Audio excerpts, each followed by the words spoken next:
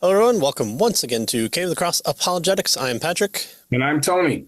And this is the penultimate episode, chapter response to the 4 views of Christian ethics that we've been going through. And so this has been slightly different from what we've done before, although we've mentioned books similar in the past. And so this is taking 4 different viewpoints on the proper outlook on Christian apologetics, or on Christian ethics, and then kind of the responses to it. And so we've covered all of them, all 4 of the main ones: virtue ethicists, and natural law, and divine command, and this kind of newer but also older one of prophetic ethics. And so we've covered each of those, which you can go back and watch all the episodes there. And so now we're into the final 2 episodes that we're going to be covering the responses to the prophetic ethics from the other 3. So we start off this time with the virtue ethicist, Brad Kallenberg, and he starts off very glowingly to Hetzel, and probably a little bit more magnanimous than I was in my response. But he says that his initial response to Hetzel's chapter on prophetic ethics was, "Preach it, brother, preach." And very glowing there.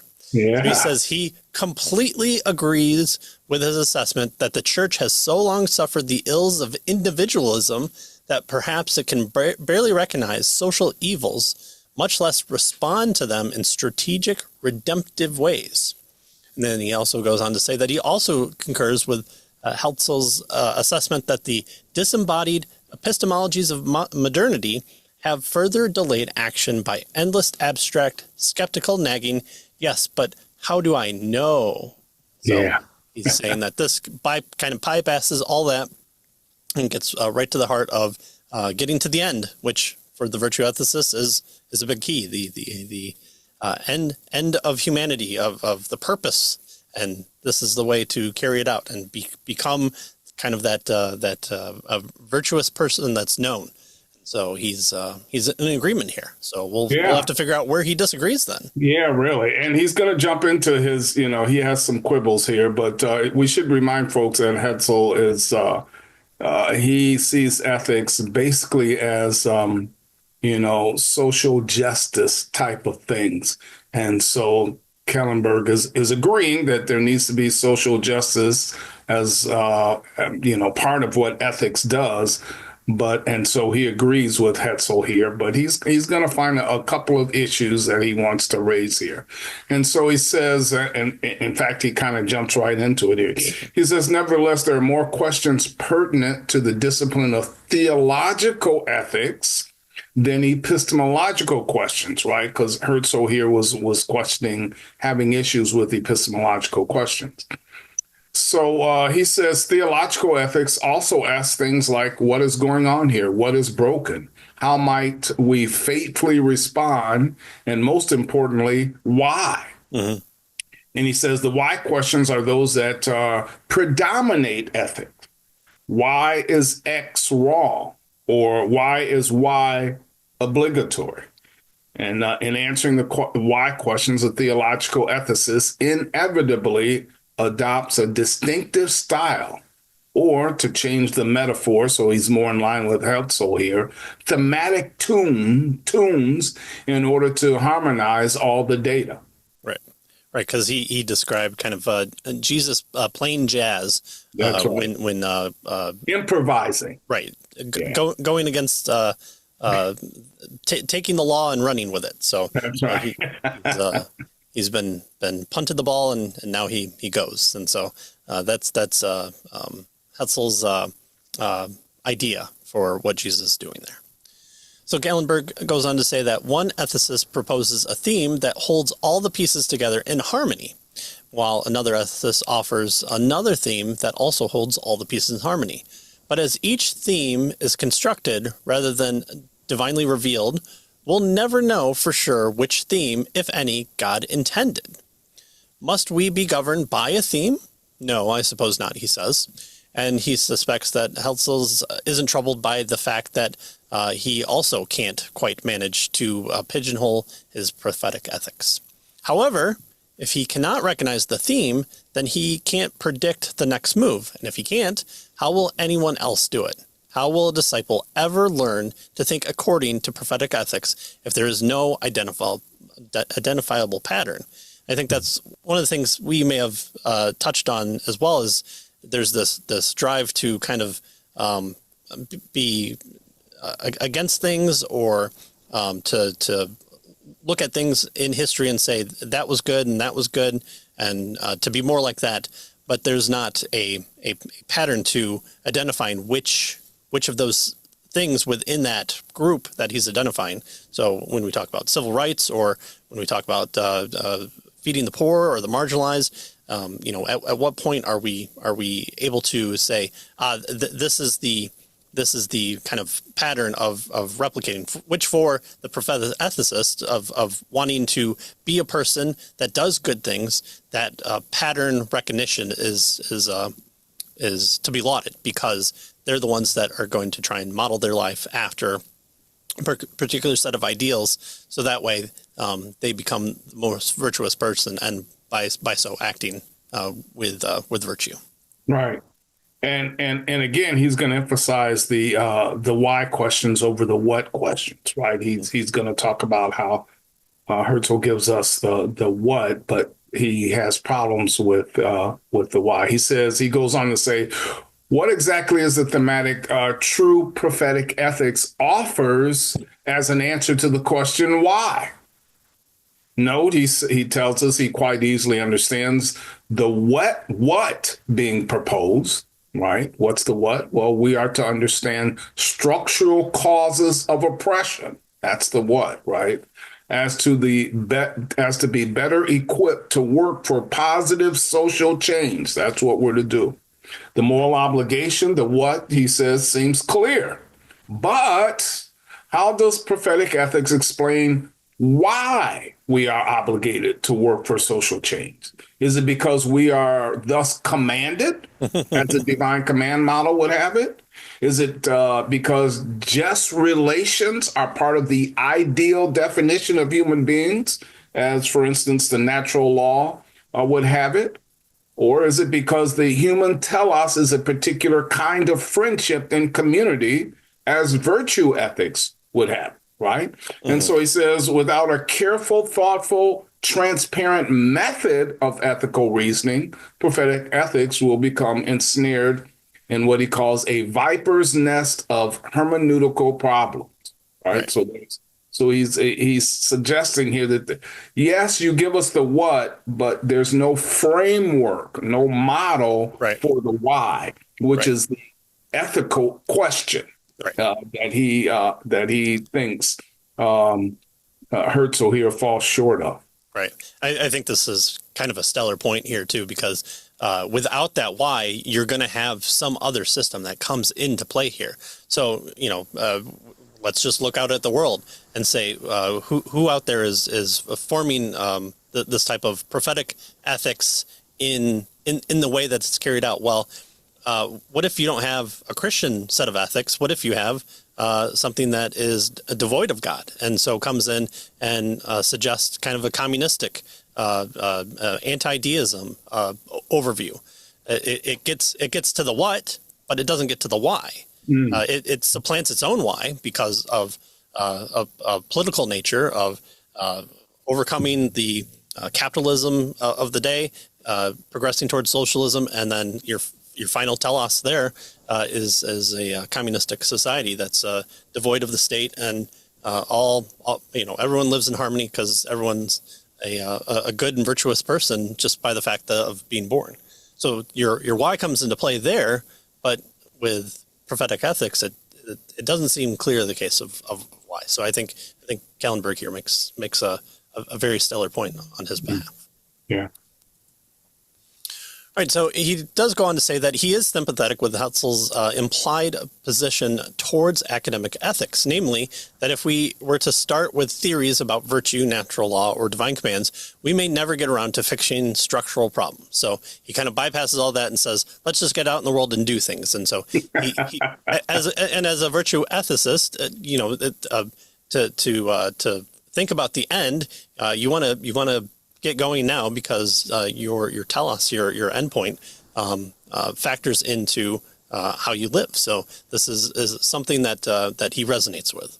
But he says that he is puzzled how all this works in real life, since Hetzel gives the Micah 6:8 as a pragmatic verse. He says he wants to focus some of his thoughts here, and in fact, we'll see that with some others as well.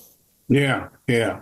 So Hetzel, as we saw, focuses in on this Old Testament passage here, and so he wants to use that then maybe to help us to understand where he's coming from and where Hetzel here may be lacking. So he says Hetzel has given some direction as to what justice means, but I find that the second phrase, right, needs some clarification. What does it mean to love kindness? That's the second phrase in this passage here. What does it mean to love kindness? He asks. Does it mean that we are able to show kindness? And that's hesed, loving kindness and mercy, right? The Hebrew word there, hesed. Yeah. If so, which others, right? We're to love kindness, have kindness toward others, but which others, right? By chapter 6, he tells us that Micah has already threatened God's imminent vengeance and anger and wrath on nations who have not obeyed, even to the destruction of their cities, right? And so do these verses in the immediate context mean then that we are required to display kindness and mercy only toward those who are like us, insiders to the covenant of Yahweh's Hesed? And he says, that doesn't sound right. Right? So, who are we? The second portion of it here, the second phrase, love kindness. Who do we love? Who do we have this love kindness toward? Because it seems like, it's directed specifically to those who are in the, covenant Israel, basically. Right. Now, obviously we've been applying that passage for decades, millennia to lots of folks, but Kellenberg is getting at a point here about interpreting the passage correctly. Mm-hmm. And so I think that's part of what he's trying to criticize Hetzel here about. Many divinely inspired paths on the road to hell have started off with bad hermeneutics. So yes, that may be the case here as well. All right, so well, he goes on to say that apparently prophetic ethics needs there to be in place skilled, aka virtuous scholars who have devoted their lives to the study of ancient languages and texts, rather than organizing people for justice. Or does the scholar even have a role in prophetic ethics visions? It isn't clear to Kellenberg. In order to guide those who today would put ancient text into practice. Right. I think the implied saying here is that people like Kellenberg and Kellenberg himself would very happily step into the role and teach others about virtue ethics, even with under the auspices of prophetic ethics here. Yeah. And so he says, but there is a deeper issue at stake. We're told to do justice, but to love kindness, right? That's what the passage says. Right. And he says a judge rendering a just verdict in a court of law does not have to possess or feel love toward the defendant, but we are so required. Okay. And so the second clause touches not just what we do, but the depths of us, namely our passions and desires. So what does prophetic ethics suggest for the transformation of our deepest passions? So often we're honest, if we're honest, our attempts at doing justice are tainted by the lack of genuine love. So we can be out there doing justice, but are we following that second phrase about the love and kindness that we're supposed to do, right? Mm-hmm. And what motivates us to have that second phrase in prophetic ethics? And he's suggesting it really doesn't give us one. Now, he's a virtue ethicist, and so he's going to lean on virtue ethics to help to buttress what we're doing. But he's suggesting that prophetic ethics doesn't give us that ground, that framework, foundation to have, to go out and do that. It just tells us to do it. Right. He Well, and misses the second portion of the passage, right? The love kindness. mhm. Well, and Kellenberg did state that he was very sympathetic to Helsel's idea that we're almost too individualistic, but there is a point to being individualistic in some portions. That if you're just going out into the world and conducting yourself in a socially virtuous way, but you're still practicing those evil deeds at home, there seems to be a disconnect there. There seems to be a hypocrisy of a grand scale. So, if you call other people to give all their profits to, the marginalized while hoarding your own, people are going to tend to call you out on that. And that doesn't seem to be the desire here for Kellenberg that he's pointing out as well. Finally, he goes on to say that the significance of the small stuff, the daily practice, is also captured in the third clause of Micah 6:8, to walk humbly. If the first clause emphasizes the deed of justice and the second clause to mind the preparation that precedes the deed, the third clause emphasizes the time-intensive nature of the just life. And so he says, what do I mean? He means walking implies ongoing movement through time and space and time. Walking with God is a 24/7 process that encompasses the most boring, menial, mundane, and dare we say humble activities of the everyday. In fact, one of the things that I have noticed, especially over the past, maybe 5 years or so, is the Redeeming X book titles. And so, I've read a good many of them, and good many of them have been good. But that is redeeming work, or redeeming childcare, or redeeming your time with elderly. Those are things to think about, and the at least the Reformed community is writing about it. But those not going towards complete social justice movements are still important, because Jesus is Lord of what? He's Lord of all, and that also means over how you conduct yourself at work, in your relationships with the elderly, in your raising of your own children, of doing the dishes. Guess what? He's Lord of that as well. So those are points that Kellenberg is kind of pointing to. So activities of the everyday are not only those moments when we are speaking truth to power or correcting unjust systems. Those tend to be the ones that we wouldn't write books about, but also we are now writing books about, because of how important we are realizing that the authority of Jesus Christ has over our lives. And we want to walk in a way that is consistent, and also a testament to the belief system that we hold, which is that God is sovereign over all things. Yeah, and so what we see here, and what we're going to see in the next two, is a similar criticism with regard to prophetic ethics. It focuses on this social justice so much that it leaves out the individual, humbly walking with the Lord, or loving other people, that sort of thing. And so it's about, the social justice is about speaking truth to power and correcting unjust systems by marching and doing all these things. But what about, at home and that sort of thing? And so we're going to see the other two authors are going to really jump on this kind of absence of this individualistic portion of the prophetic ethics, position. So we'll see that. But that's what Kellenberg here is implying here. It's too, or it's not. Yeah, it's too limited, or perhaps it's not broad enough to capture the full, orb of what ethics is all about. Right. So yeah, if it leaves some part of it outside the box of scope, then there has to be another system in place to capture it. And can that system capture all of it rather than a small portion of it? So yeah, I think that's well measured here.